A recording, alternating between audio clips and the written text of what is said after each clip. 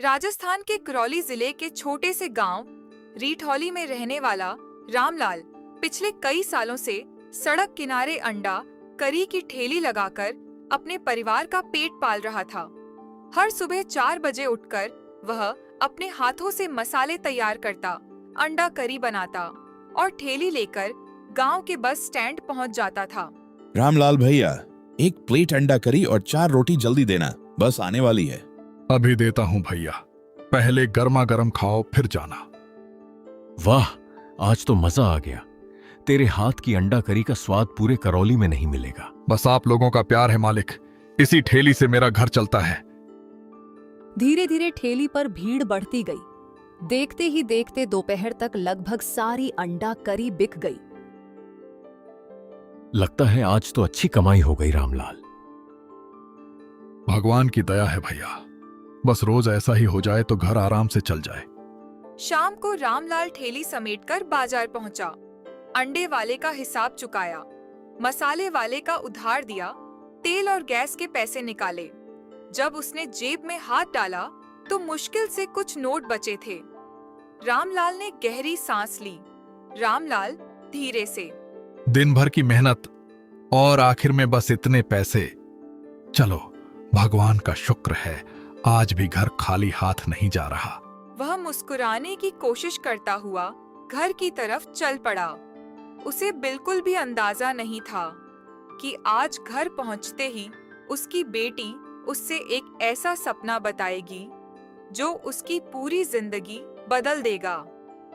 रामलाल जैसे ही अपने छोटे से कच्चे घर के बाहर पहुंचा, उसकी पत्नी गीता दरवाजे पर खड़ी उसका इंतजार कर रही थी। आ गए जी। आज बिक्री कैसी रही? रामलाल ने जेब से बचे हुए पैसे निकालकर गीता के हाथ पर रख दिए।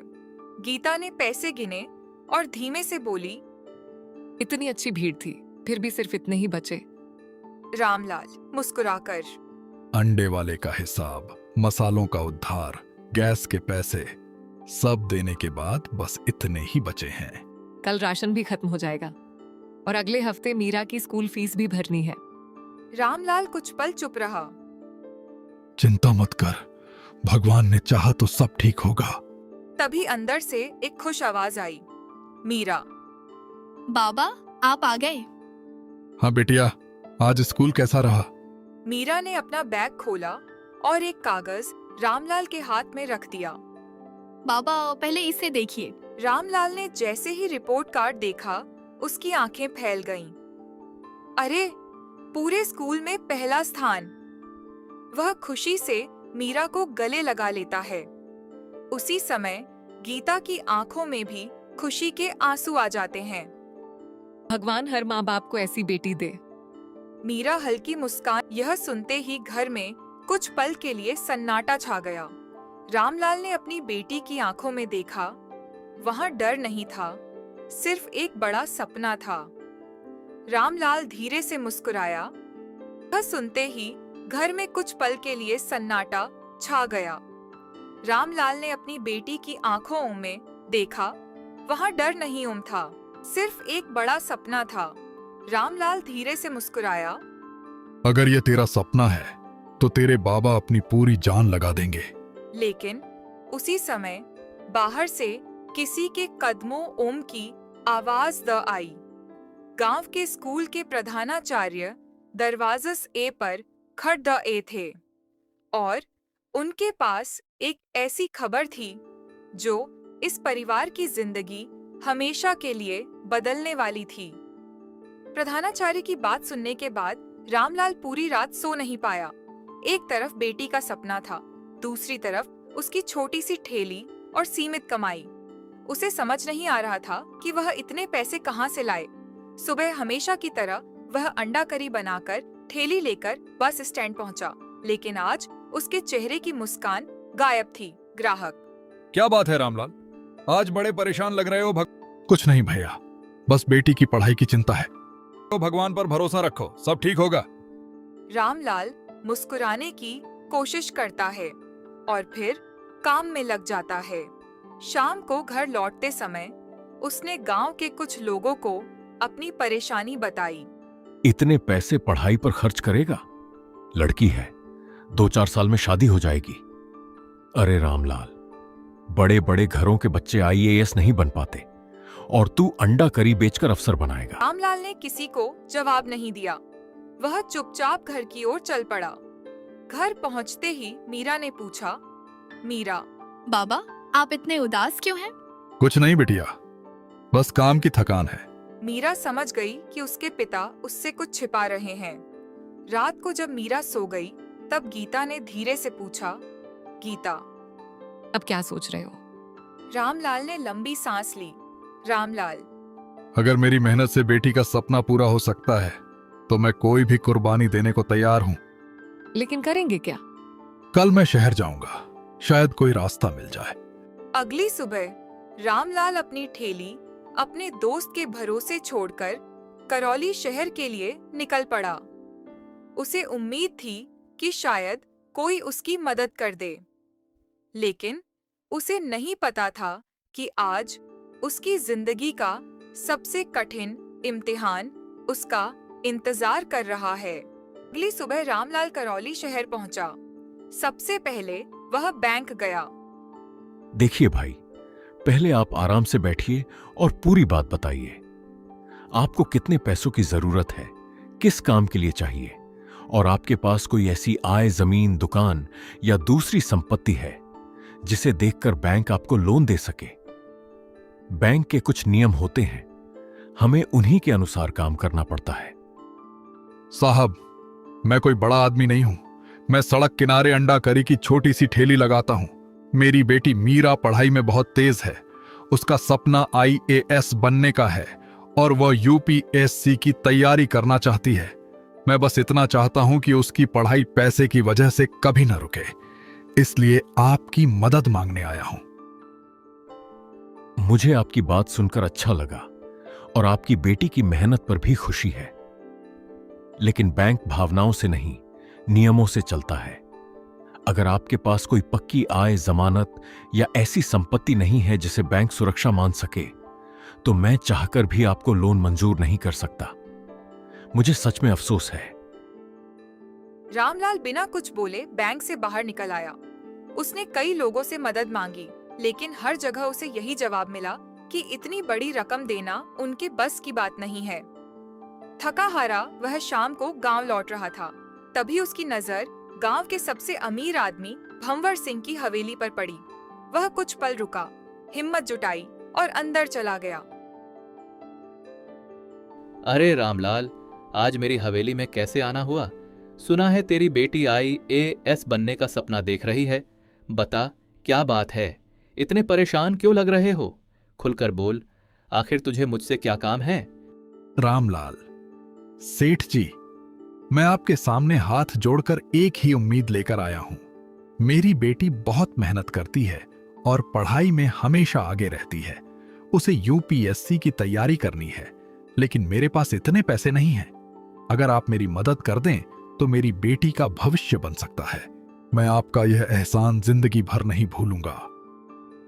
रामलाल, सपने देखना आसान होता है, लेकिन उन्हें पूरा करने में बहुत पैसा लगता है। फिर भी मैं तुझे पैसे देने को तैयार हूं, लेकिन बिना शर्त नहीं। तेरे घर के पीछे जो आधा बीघा पुश्तैनी खेत है, उसे मेरे नाम कर दे। उसके बदले जितने पैसे चाहिए ले जा। अब फैसला तुझे करना है कि खेत बचाना है या बेटी का सपना। रामलाल के हाथ कांप गए। वह खेत उसके पिता की आखिरी निशानी था। उसी समय उसे मीरा की बात याद आई। बाबा, मैं आईएएस बनकर आपकी सारी परेशानियां खत्म कर दूंगी। उसने आंखें बंद की और बिना कुछ कहे कागजों पर हस्ताक्षर कर दिए। ठीक है रामलाल, अब ये पैसे ले जा। देखते हैं तेरी बेटी तेरी इस कुर्बानी की कीमत चुका भी पाती है या नहीं। रामलाल ने पैसों का बैग उठाया। उसकी आंखों में आंसू नहीं थे, बल्कि एक अटूट भरोसा था कि उसकी बेटी एक दिन उसका सिर गर्व से ऊंचा करेगी। उधर घर पर मीरा अपने पिता का इंतजार कर रही थी। उसे बिल्कुल भी अंदाजा नहीं था कि उसके सपनों की कीमत उसके बाबा अपनी सबसे कीमती निशानी देकर चुका चुके हैं। रामलाल ने अपनी पूरी जमा पूंजी और अपनी सबसे बड़ी कुर्बानी देकर मीरा को जयपुर भेज दिया। स्टेशन पर विदा लेते समय उसकी आंखें नम थीं, लेकिन चेहरे पर उम्मीद साफ दिखाई दे रही थी। उसने मीरा के सिर पर हाथ रखा और उसे आखिरी बार समझाया। बेटी, मैं ज्यादा पढ़ा लिखा इंसान नहीं हूं। मुझे बड़ी बड़ी किताबों की समझ नहीं है, लेकिन जिंदगी ने मुझे एक बात जरूर सिखाई है कि मेहनत करने वाला इंसान कभी खाली हाथ नहीं लौटता। रास्ते में कितनी भी मुश्किलें आई, लोग कुछ भी कहें, कभी हिम्मत मत हारना। मेरी चिंता मत करना, मैं यहां सब संभाल लूंगा।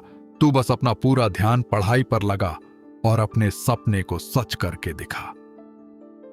बाबा, आपने मेरे लिए जो कुछ किया है उसे मैं कभी नहीं भूल सकती। आपने अपनी खुशियां, अपना आराम और अपनी सबसे कीमती चीज तक मेरे सपनों के लिए कुर्बान कर दी। मैं आपको वचन देती हूँ कि आपकी हर कुर्बानी का सम्मान करूंगी। चाहे कितनी भी कठिन परीक्षा क्यों ना आए, मैं पीछे नहीं हटूंगी। एक दिन ऐसा जरूर आएगा जब पूरा देश आपको एक IAS अधिकारी के पिता के नाम से पहचानेगा और आपको मुझ पर गर्व होगा। समय धीरे धीरे बीतता गया। मीरा ने अपनी पूरी दुनिया सिर्फ पढ़ाई तक सीमित कर ली। जहां दूसरे छात्र छुट्टियों में घूमने जाते, वहीं मीरा घंटों लाइब्रेरी में बैठकर किताबों के बीच अपना भविष्य लिख रही थी। हर सुबह नई उम्मीद लेकर शुरू होती और हर रात अगले दिन की तैयारी के साथ खत्म होती। उधर गांव में रामलाल पहले की तरह रोज अपनी अंडा करी की ठेली लगाता रहा। चेहरे पर हमेशा मुस्कान रहती ताकि कोई उसकी परेशानियां पढ़ न सके। लेकिन हर दिन ठेली लगाने से पहले वह भगवान के सामने हाथ जोड़कर सिर्फ एक ही प्रार्थना करता था कि उसकी बेटी की मेहनत जरूर सफल हो। कई महीने यूं ही बीत गए। एक सुबह UPSC का अंतिम परिणाम घोषित हुआ। मीरा कांपते हाथों से अपना रोल नंबर वेबसाइट पर डालती है। कुछ सेकंड तक स्क्रीन लोड होती रहती है। उसकी धड़कनें तेज हो जाती हैं। फिर अचानक स्क्रीन पर लिखा दिखाई देता है, मीरा चौधरी, भारतीय प्रशासनिक सेवा IAS चयनित। मीरा की आंखों से खुशी के आंसू बहने लगे। उसने बिना एक पल गंवाए सबसे पहला फोन अपने बाबा को लगाया। बाबा, आज आपकी सारी मेहनत सफल हो गई। आपका सपना पूरा हो गया। आपका विश्वास जीत गया। मैं IAS बन गई हूँ। अगर आपने उस दिन मेरे लिए इतनी बड़ी कुर्बानी न दी होती तो शायद मैं यहाँ तक कभी नहीं पहुँच पाती। यह सफलता सिर्फ मेरी नहीं है, यह आपकी मेहनत, आपके त्याग और आपके भरोसे की जीत है। बिटिया, मुझे शुरू से ही तेरी मेहनत पर पूरा भरोसा था। मुझे पता था कि एक दिन तू जरूर जीत कर लौटेगी। आज मुझे ऐसा लग रहा है जैसे भगवान ने मेरी सारी तपस्या स्वीकार कर ली हो। अब मुझे किसी बात का दुख नहीं है। आज मेरा सिर गर्व से ऊंचा हो गया है और मैं खुद को दुनिया का सबसे खुशकिस्मत पिता मान रहा हूँ। बाबा, अब मेरी ट्रेनिंग भी जल्द पूरी होने वाली है। उसके बाद मैं सबसे पहले अपने गांव रीठौली वापस आऊंगी। मैं उसी मिट्टी को सलाम करूंगी जहां से मैंने सपने देखना सीखा और सबसे पहले आपके चरण छूकर आपका आशीर्वाद लूंगी। रामलाल ने आसमान की ओर देखा। उसकी आंखों से खुशी के आंसू बह रहे थे। आज उसे महसूस हो रहा था कि वर्षों का संघर्ष, अनगिनत मुश्किलें और हर छोटी बड़ी कुर्बानी आखिरकार रंग ले आई थी। कुछ महीनों बाद राजस्थान के करौली जिले के रीठौली गांव में सुबह का समय था। रामलाल हमेशा की तरह अपनी अंडा करी की ठेली लगा रहा था। उसे बिल्कुल भी अंदाजा नहीं था कि आज उसकी जिंदगी का सबसे बड़ा और यादगार दिन बनने वाला है। तभी गांव के बाहर से कई सरकारी गाड़ियों का काफिला अंदर आया। गाड़ियों पर नीली बत्ती लगी थी। पूरा गांव सड़क पर इकट्ठा हो गया। हर कोई यह जानने के लिए उत्सुक था कि इतनी बड़ी अधिकारी आखिर गांव में किस काम से आई है। हरी गाड़ी धीरे धीरे रामलाल की ठेली के सामने आकर रुकी। दरवाजा खुला।